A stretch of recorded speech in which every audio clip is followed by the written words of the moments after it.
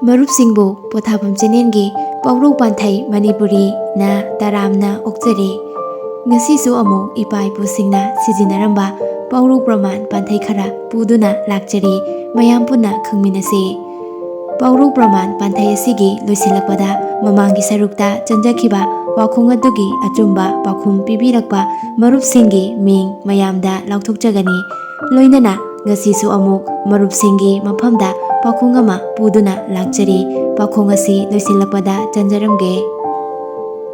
ꯑꯍꯥꯟꯕ ꯄꯥꯎꯔꯧꯗꯒꯤ ꯑꯍꯨꯝꯁꯨꯕ ꯄꯥꯎꯔꯧ ꯐꯥꯎꯕ ꯑꯁꯤ ꯄꯥꯕꯨꯡ ꯑꯊꯣꯛꯄꯝ ꯆꯥꯎꯕꯅ ꯄꯤꯕꯤꯔꯛꯄ ꯄꯥꯎꯔꯧꯅꯤ꯫ ꯑꯍꯥꯟꯕ ꯄꯥꯎꯔꯧ: ꯏꯁꯤꯡ ꯊꯟꯗꯕ ꯆꯐꯨ ꯃꯈꯣꯜ ꯊꯣꯛꯏ꯫ ꯄꯥꯎꯔꯧ ꯑꯁꯤꯒꯤ ꯅꯨꯡꯒꯤ ꯋꯥꯍꯟꯊꯣꯛꯇꯤ ꯀꯔꯤꯒꯨꯝꯕ ꯍꯤꯔꯝ ꯑꯃꯗ ꯃꯄꯨꯡ ꯐꯥꯅ ꯈꯪꯐꯥꯠꯇ꯭ꯔꯤꯉꯩ ꯍꯤꯔꯝ ꯑꯗꯨꯒꯤ ꯃꯇꯥꯡꯗ ꯑꯈꯪ ꯑꯍꯩ ꯁꯥꯗꯨꯅ ꯆꯥꯎꯊꯣꯛꯄ ꯋꯥꯖꯥꯎ ꯉꯥꯡꯕ ꯍꯥꯏꯕꯅꯤ꯫ ꯑꯅꯤꯁꯨꯕ ꯄꯥꯎꯔꯧ: ꯑꯋꯥꯕ ꯁꯪꯕꯥꯏ ꯅꯨꯡꯉꯥꯏꯕ ꯂꯥꯏꯇꯪ꯫ ꯄꯥꯎꯔꯧ ꯑꯁꯤꯒꯤ ꯅꯨꯡꯒꯤ ꯋꯥꯍꯟꯊꯣꯛꯇꯤ ꯃꯤꯑꯣꯏꯕ ꯑꯩꯈꯣꯏꯒꯤ ꯄꯨꯟꯁꯤꯗꯤ ꯑꯋꯥꯕꯒꯤ ꯁꯔꯨꯛꯅ ꯍꯦꯟꯒꯠꯂꯤ, ꯅꯨꯡꯉꯥꯏꯕꯒꯤ ꯁꯔꯨꯛꯅ ꯌꯥꯝꯒꯟꯗꯦ ꯍꯥꯏꯕꯅꯤ꯫ ꯑꯍꯨꯝꯁꯨꯕ ꯄꯥꯎꯔꯧ: ꯏꯈꯨꯠ ꯂꯥꯟꯊꯣꯛꯂꯒ ꯃꯤꯈꯨꯠ ꯂꯥꯟꯊꯣꯛꯏ꯫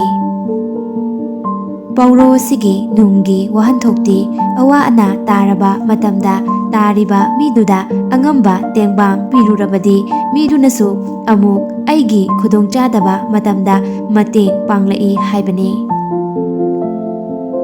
ꯃꯔꯤꯁꯨꯕ ꯄꯥꯎꯔꯧ: ꯎꯅ ꯎꯅ ꯊꯤ ꯅꯦꯠꯄ꯫ ꯄꯥꯎꯔꯧ ꯑꯁꯤꯒꯤ ꯅꯨꯡꯒꯤ ꯋꯥꯍꯟꯊꯣꯛꯇꯤ ꯀꯔꯤꯒꯨꯝꯕ ꯑꯃ ꯇꯧꯕꯗ ꯁꯣꯏꯔꯛꯄ ꯌꯥꯏ ꯈꯪꯅ ꯈꯪꯅ ꯊꯧꯁꯥꯗꯕꯗꯒꯤ ꯑꯁꯣꯏ ꯑꯔꯥꯟ ꯊꯣꯛꯂꯛꯄꯕꯨ ꯍꯥꯏꯕꯅꯤ꯫ ꯃꯉꯥꯁꯨꯕ ꯄꯥꯎꯔꯧ: ꯂꯤꯟꯅ ꯆꯤꯛꯇ꯭ꯔꯤꯕ ꯃꯤꯅ ꯂꯤꯟꯒꯤ ꯃꯍꯨ ꯈꯪꯗꯦ꯫ ꯄꯥꯎꯔꯧ ꯑꯁꯤꯒꯤ ꯅꯨꯡꯒꯤ ꯋꯥꯍꯟꯊꯣꯛꯇꯤ ꯑꯋꯥ ꯑꯅꯥ ꯈꯨꯗꯣꯡꯊꯤꯕ ꯑꯁꯤ ꯊꯦꯡꯅꯔꯤꯕ ꯃꯤꯗꯨꯅꯇ ꯈꯪꯏ, ꯊꯦꯡꯅꯗ꯭ꯔꯤꯕ ꯃꯤꯅ ꯈꯪꯂꯣꯏ ꯍꯥꯏꯕꯅꯤ꯫ ꯇꯔꯨꯛꯁꯨꯕ ꯑꯁꯤꯗꯤ ꯄꯥꯟꯊꯩꯅꯤ, ꯁꯥꯕꯨꯛ ꯉꯥꯕꯨꯛꯀꯨꯝꯕꯅꯤ꯫ ꯄꯥꯟꯊꯩ ꯑꯁꯤꯒꯤ ꯑꯥꯔꯊꯗꯤ ꯋꯥꯈꯜ ꯌꯥꯎꯗꯕ, ꯑꯐ ꯐꯠꯇ ꯈꯪꯗꯕ ꯃꯤ ꯍꯥꯏꯕ ꯐꯣꯡꯗꯣꯛꯄꯅꯤ꯫ ꯇꯔꯦꯠꯁꯨꯕ ꯑꯁꯤꯁꯨ ꯄꯥꯟꯊꯩꯅꯤ, ꯌꯥꯔꯤ ꯌꯥꯈꯣꯡ ꯊꯨꯝꯕ ꯃꯈꯩ ꯆꯥꯕ꯫ ꯄꯥꯟꯊꯩ ꯑꯁꯤꯒꯤ ꯑꯥꯔꯊꯗꯤ ꯌꯥꯝꯅ ꯅꯤꯡꯊꯤꯅ ꯃꯔꯥꯡ ꯀꯥꯏꯅ ꯍꯔꯥꯎ ꯍꯔꯥꯎꯅ ꯆꯥ ꯊꯛꯄ ꯑꯃꯁꯨꯡ ꯅꯨꯡꯉꯥꯏꯕ ꯍꯥꯏꯕꯅꯤ꯫ ꯅꯤꯄꯥꯜꯁꯨꯕ ꯑꯁꯤꯁꯨ ꯄꯥꯟꯊꯩꯅꯤ, ꯂꯝꯍꯨꯏ ꯂꯧꯁꯤꯡꯗꯨ ꯃꯉꯥꯏꯔꯦ꯫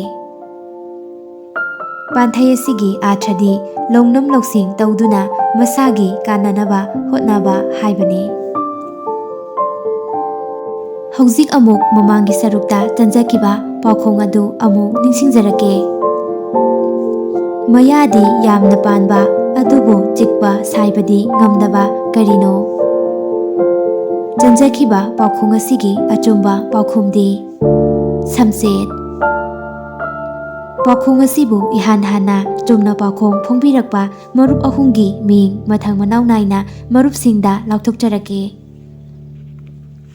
ꯑꯍꯥꯟꯕ ꯆꯨꯝꯅ ꯄꯥꯎꯈꯨꯝ ꯄꯤꯕꯤꯔꯛꯄ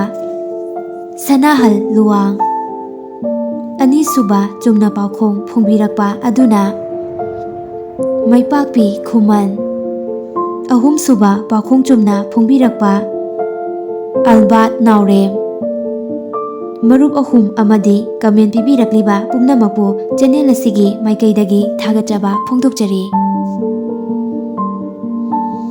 ꯂꯣꯏꯁꯤꯜꯂꯛꯄꯁꯤꯗ ꯃꯔꯨꯞꯁꯤꯡꯗ ꯄꯥꯎꯈꯣꯡ ꯑꯃ ꯆꯟꯖꯔꯝꯒꯦ꯫ ꯃꯔꯨꯞꯁꯤꯡꯅ ꯄꯥꯎꯈꯣꯡ ꯑꯁꯤ ꯐꯣꯡꯕ ꯉꯝꯂꯒꯗꯤ ꯀꯃꯦꯟ ꯁꯦꯛꯁꯟꯗ ꯐꯣꯡꯕꯤꯔꯝꯃꯨ꯫ ꯆꯨꯝꯅ ꯄꯥꯎꯈꯨꯝ ꯄꯤꯕꯤꯔꯛꯄ ꯁꯤꯡꯒꯤ ꯃꯅꯨꯡꯗꯒꯤ ꯏꯍꯥꯟ ꯍꯥꯟꯅ ꯆꯨꯝꯅ ꯄꯥꯎꯈꯨꯝ ꯄꯤꯕꯤꯔꯛꯄ ꯑꯍꯨꯝꯈꯛ ꯈꯟꯒꯠꯆꯔꯒ ꯃꯔꯨꯞꯁꯤꯡꯒꯤ ꯃꯤꯡ ꯑꯗꯨ ꯃꯊꯪꯒꯤ ꯁꯔꯨꯛꯇ ꯃꯌꯥꯝꯗ ꯂꯥꯎꯊꯣꯛꯆꯒꯅꯤ꯫ ꯃꯔꯨꯞꯁꯤꯡꯅ ꯄꯥꯎꯔꯧ ꯄꯤꯕꯤꯅꯤꯡꯕ ꯂꯩꯔꯒꯁꯨ ꯑꯩꯈꯣꯏꯒꯤ ꯏꯃꯦꯜ pothapam@gmail.com ꯅꯠꯇ꯭ꯔꯒ ꯋꯥꯆꯞ ꯅꯝꯕꯔ 9863924445 ꯑꯁꯤꯗ ꯊꯥꯕꯤꯔꯛꯄ ꯌꯥꯒꯅꯤ꯫ ꯂꯣꯏꯅꯅ ꯄꯥꯎꯔꯧ ꯄꯤꯕꯤꯔꯛꯄ ꯃꯇꯝꯗ ꯑꯥꯔꯊꯒ ꯂꯣꯏꯅꯕꯤꯔꯛꯅꯕ ꯍꯥꯏꯖꯔꯤ꯫ ꯉꯁꯤꯒꯤ ꯄꯥꯎꯈꯣꯡ: ꯅꯪꯅ ꯆꯠꯂꯝꯕꯒꯤ ꯑꯩꯅ ꯁꯤꯔꯝꯕꯅꯤ ꯅꯪꯅ ꯆꯠꯂꯝꯗ꯭ꯔꯕꯗꯤ ꯑꯩꯁꯨ ꯁꯤꯔꯝꯃꯣꯏ ꯄꯥꯈꯣꯡ ꯑꯁꯤ ꯑꯃꯨꯛꯀꯁꯨ ꯆꯟꯖꯔꯒꯦ ꯅꯪꯅ ꯆꯠꯂꯝꯕꯒꯤ ꯑꯩꯅ ꯁꯤꯔꯝꯕꯅꯤ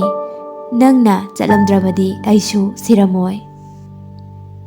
ꯉꯁꯤꯒꯤꯗꯤ ꯃꯇꯥꯡ ꯁ꯭ꯋꯥꯏꯗ ꯂꯣꯏꯁꯤꯟꯖꯔꯒꯦ ꯆꯦꯅꯦꯜ ꯑꯁꯤꯕꯨ ꯁꯕꯁꯀ꯭ꯔꯥꯏꯕ ꯇꯧꯕꯤꯗꯨꯅ ꯂꯥꯏꯛ ꯀꯃꯦꯟ ꯅꯝꯕꯤꯗꯨꯅ ꯁꯧꯒꯠꯄꯤꯔꯝꯃꯨ ꯍꯥꯏꯖꯕꯒ ꯂꯣꯏꯅꯅ ꯃꯊꯪꯒꯤ ꯄꯥꯎꯔꯧ ꯄ꯭ꯔꯃꯥꯟ ꯄꯥꯟꯊꯩꯗ ꯑꯃꯨꯛ ꯎꯅꯔꯁꯤ ꯍꯥꯏꯖꯕꯒ ꯂꯣꯏꯅꯅ ꯀꯥꯏꯅꯅꯕ ꯌꯥꯊꯪ ꯅꯤꯖꯔꯤ